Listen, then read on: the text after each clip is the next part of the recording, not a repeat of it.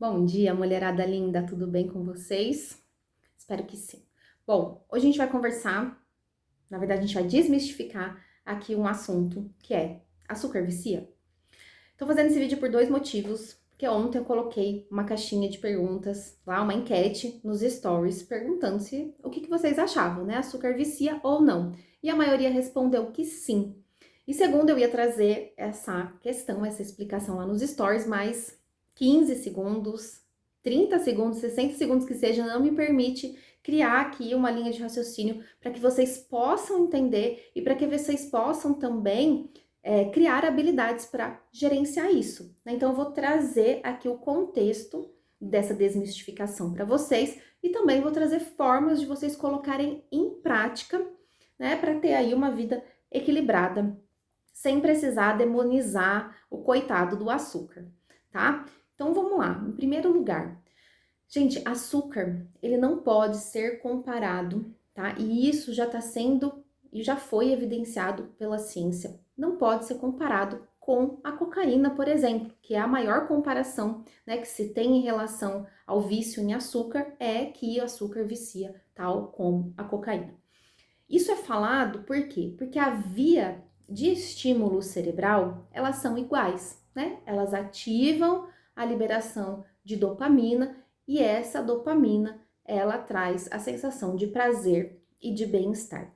Isso acontece nos dois cenários. Só que a gente precisa entender também os efeitos dessa estimulação. Então, o que acontece depois? Qual que é a quantidade liberada? Qual que é o tempo de estímulo que tem? Quais são os efeitos a hora que esse estímulo cai? Quando esse estímulo cai, ninguém sai correndo para buscar açúcar, ninguém rouba açúcar no mercado, ninguém come açúcar puro, ninguém sai desesperada aí para conseguir um pacote de açúcar, né? Então isso não pode ser considerado um vício, porque o vício ele também influencia todo o ecossistema em volta dessa pessoa, todo o ecossistema familiar, traz prejuízos muito negativos para a saúde física e para a saúde psíquica dessa pessoa que tem, né, uma adição a uma droga. Então a gente não pode comparar isso, mesmo porque quando a gente compara, né, o vício do açúcar com o vício da droga, a gente traz para as pessoas algo que é extremamente errado, algo que é extremamente mortal, prejudicial, né? E aí parece que a gente incentiva ainda mais aquele desejo, né? Então, quando eu falo que isso é um vício, eu trago em contrapartida uma proibição. E quando eu trago uma proibição, eu acabo aumentando o desejo. Então, a gente precisa entender que nenhum alimento é vilão e nem salvador da pátria sozinho. A gente precisa de todo um contexto, a gente precisa entender aonde esse tipo de alimento está inserido, como ele está sendo incluído nesse ecossistema alimentar, qual a quantidade que está sendo ingerida, quais são os outros alimentos, né, que eu estou comendo quando eu não estou comendo esse em específico, qual que é a minha rotina de vida. Então a gente precisa colocar isso num contexto, não dá para tirar fora, né, da caixinha e colocar ele ali individualmente, né? Ninguém come açúcar o dia inteiro, tem todo um contexto alimentar. E outra, geralmente os alimentos com açúcar, eles vêm associado a alimentos gordurosos também. Então, o açúcar, ele se associa à gordura, que é altamente palatável, ou seja, altamente gostoso, né? Dá a sensação de prazer mesmo comer. E ainda, como eles são industrializados, tem todo um processo ali para aumentar esse desejo, para aumentar essa gostosura desses alimentos, tá? Então a gente não pode pensar em nada sozinho, tudo dentro de um contexto. Então, só para a gente fechar essa comparação de açúcar, né, com drogas, quando a gente tem o uso de drogas, a gente tem sim um gatilho que leva ao início, né? Às vezes uma emoção, por motivos recreativos, enfim. Mas com o tempo, isso se torna o quê? Sem sentido. Eu não preciso mais de um gatilho emocional. Eu não preciso mais estar numa festa para usar. Eu uso porque o meu corpo precisa, porque o meu corpo ficou viciado. Em contrapartida, quando a gente come alimentos com açúcar, a gente come através de uma recompensa aprendida. Então tem um gatilho por trás. Tem um gatilho e tem uma recompensa que a gente aprendeu que a gente vai ter se a gente comer aquele alimento.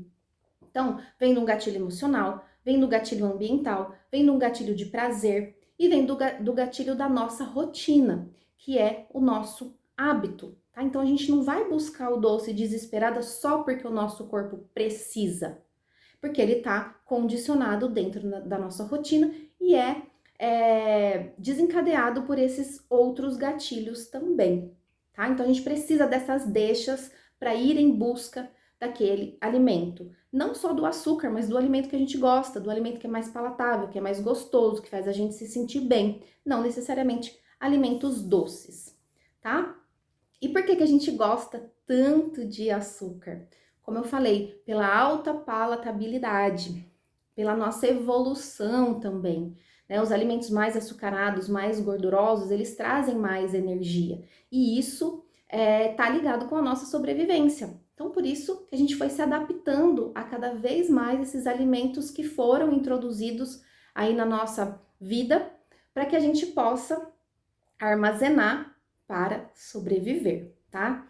E assim, ninguém come uma porcentagem, nem que seja pequena, né, de açúcar puro, né? A gente não gosta do açúcar em si, a gente gosta de todo o contexto daquele alimento, do chocolate, por exemplo, né? A gente gosta do gosto do chocolate, do gosto mais doce, a gente tem o gosto da gordura também do chocolate, então é todo um contexto, não é só o açúcar puro, porque senão a gente comeria, né, o açúcar aí na colher.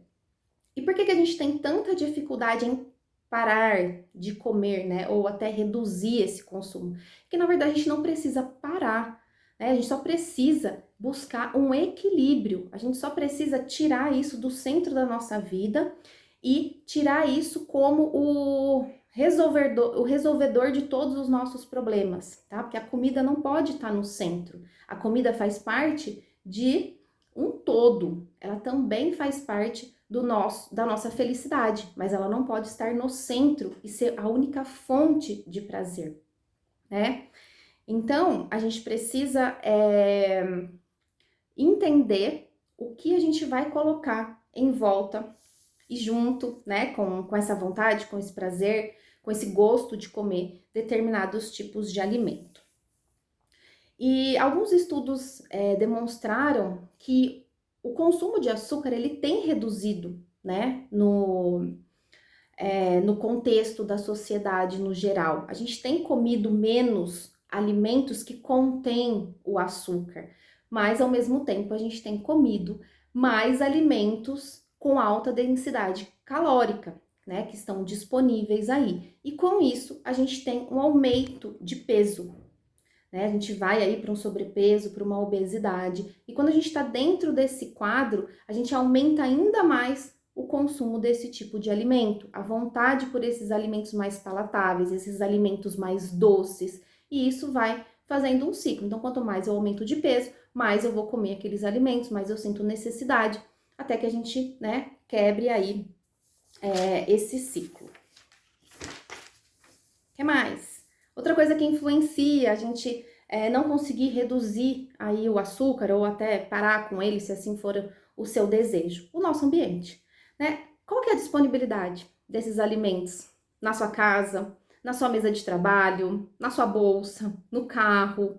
Então, essa disponibilidade, ela acaba gerando um impulso de ir lá e pegar, né? Então, quais tipos de alimento ficam aí na sua mão? Faz essa observação, né? Isso é uma tarefinha prática, né? Observa o que fica mais perto de você e vai, né, gerenciando isso. Isso é autocontrole, é você gerenciar o seu ambiente, é você planejar o seu ambiente, é você comer aquele doce de forma planejada e não de forma impulsiva, porque ele tá ali disponível, tá? Então, isso é muito importante.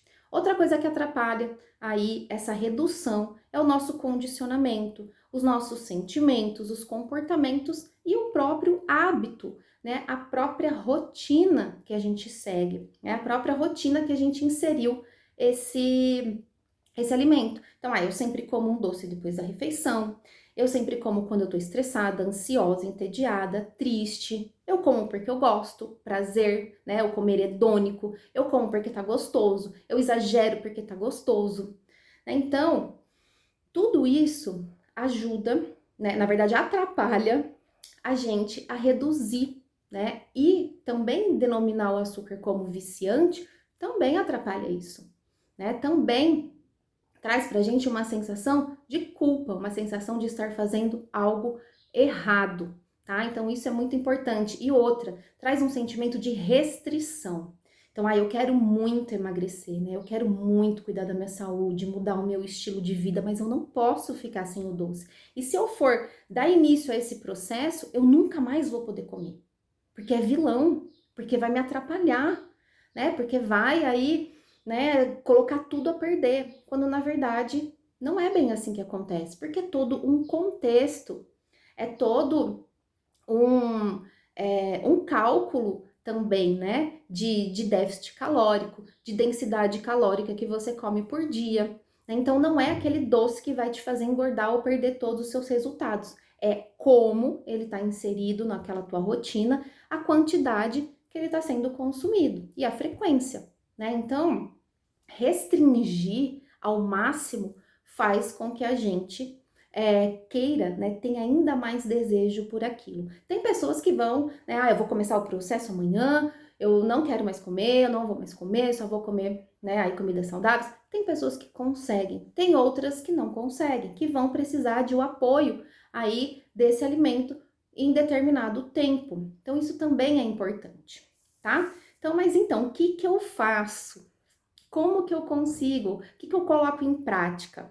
Em primeiro lugar, desmistificar essa história, tirar isso da cabeça, para que isso não traga sentimentos ruins e faça você ficar no mesmo lugar. E você que é profissional da estética, né, da saúde, do emagrecimento, também desmistifique isso com as suas clientes. Isso vai ser importante, né? Porque aí o doce, essas comidas gostosas, mesmo as industrializadas, fazem parte da nossa vida e elas não vão sumir para a gente emagrecer, elas não vão sumir para a gente poder chegar no nosso objetivo. Não, elas vão estar inseridas no nosso contexto cultural e ponto. E a gente precisa aprender a gerenciar e ter ela, se assim a gente quiser, de uma maneira equilibrada, de uma maneira consciente, de uma maneira onde eu escolhi. Eu escolhi, eu vou comer, mas eu sei o como eu vou comer isso, quando eu vou comer, quando isso me convém, tá? Outro ponto importante pra gente tá fazendo aí é comece a fazer trocas saudáveis. Se você não é daquela pessoa que consegue, né, fazer isso da noite pro dia, decidir, acordar, decidir, vou fazer assim, vai reduzindo aos poucos. Tira o refrigerante, tira a bolacha recheada, né? Vai ou reduz, né? Se você tomava aí todo dia refrigerante, passa a tomar 3 vezes na semana, né? Vai reduzindo isso aos poucos. E outra, é muito importante, tenha pontos de referência de bem-estar quando você começa a fazer essas trocas, essas reduções. Como eu me sentia antes? Como eu tô me sentindo agora consumindo menos? Quais são os efeitos que tá tendo na minha vida, no meu bem-estar, no meu corpo, na minha mente? Comece a medir isso. Porque quando você estiver num processo de manutenção, né, num processo onde você já conquistou as coisas, você vai ter no automático esses pontos de referência. Nossa, olha, eu comi em excesso hoje, mas olha como eu me sinto. E olha como eu me sentia quando eu não. Olha como eu me sinto quando eu não exagero, quando eu não como. E isso vai te trazer aí uma motivação para que você possa continuar e não, né, ali embarcar naquela recaída. Fazer atividades físicas, se relacionar com pessoas que você ama, olhar para suas conquistas, comemorar, abraçar, dar risada. Isso gera o mesmo efeito do açúcar e o mesmo efeito da droga que a gente estava falando lá no começo. Estimula os processos de bem-estar, de prazer, de liberação de dopamina. Então, isso também vai te trazer o quê? Satisfação, né? Vai te trazer contentamento e você vai deixando aos poucos de ter a comida como centro do seu prazer, né? Vá praticando isso, né? Vai trocando. Aí, a hora que eu como mais doce ou a hora que eu como mais em excesso é naquele finalzinho da tarde. Nossa, aquele finalzinho da tarde que eu já tô cansada, que eu já tô entediada. Será que você não consegue marcar um horário numa hidroginástica, numa natação, numa academia, fazer uma dança nesse horário que pega para você? Né? Será que eu não consigo ligar para um amigo ou, né, parar para assistir um vídeo engraçado, sei lá, ir lá e dar um abraço no meu filho, né, falar com um amigo, enfim, faça essas trocas aí no seu dia a dia que você vai começar a conseguir, né, tirar isso do centro da sua vida. E quarto, coma com atenção plena. Se você escolher de forma consciente, não, eu quero comer e eu vou comer esse bolo que tá aqui com cobertura de chocolate. Então, coma, mas escolha a quantidade, né? Não vá colocando um pedaço enorme no prato, coloca um pedaço pequeno. Come com atenção plena, come com prazer, come com gosto, né? Observando aí todas as sensações que aquilo traz para você de bem-estar, né? Então, come com prazer, não coma com culpa, tá? Porque aí quando você come com culpa, você vai comer mais, você vai querer comer de novo, né? E em outro momento vai comer com culpa de novo, vai comer em excesso. Então, isso vai gerar um outro ciclo, né? Então, olhe sempre para a quantidade e para o como você está comendo aquilo. E se você comer devagar, né? Com atenção plena, com todos esses sentimentos bons em relação àquele alimento que você está comendo, muito provavelmente você vai se sentir saciada, tanto fisicamente como emocionalmente, tá? E, por último, gerencie o estresse e cuide do sono. O estresse, ele é um ladrão de energia, né? Ele tira toda a nossa energia para lidar com os desafios do dia a dia, para fazer escolhas, né, para resolver problemas. E quanto mais estressada a gente tá, mais estressada a gente fica. E o que acontece, né, o ponto importante, a virada de chave é que a gente não pode deixar isso crescer. Então a gente tem que ter pontos de referência do gerenciamento de estresse. Então aconteceu alguma coisa? Ok. Quer surtar? Eu não acredito. Aconteceu alguma coisa? Quer surtar? Surta. Mas depois respira, volta para o seu eixo, vê, né, o que você pode fazer para se acalmar. Eu, por exemplo, quando tenho, né, um estresse, um desafio, eu paro. Eu vou respirar. Eu vou me acalmar. Às vezes eu vou, né, tomar um copo de água, vou dar uma volta, dou uma alongada, vou, né, enfim, eu mudo o foco um pouco e depois eu volto para resolver aquilo. Por quê? Porque eu tô reduzindo o meu estresse a partir do momento que ele chega para mim. Eu não tô deixando ele acumular para depois eu ver o que eu vou fazer, tá? Então vá fazendo essas pequenas paradas de gerenciamento de estresse. E outra, cuide do seu sono. Quando eu tô com sono em dia, eu também consigo gerenciar o meu estresse, eu fico menos estressado, eu tenho menos desejos alimentares, eu tenho mais controle emocional, eu tenho mais paciência, eu tenho mais condições de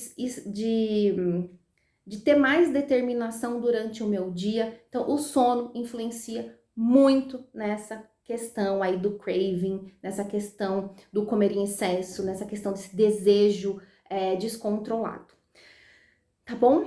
Então, o que eu espero de vocês aqui hoje é que vocês coloquem em prática, tá? Peguem esse conhecimento, processem esse conhecimento e coloquem ele em prática, tá bom? Um excelente domingo para vocês e até mais!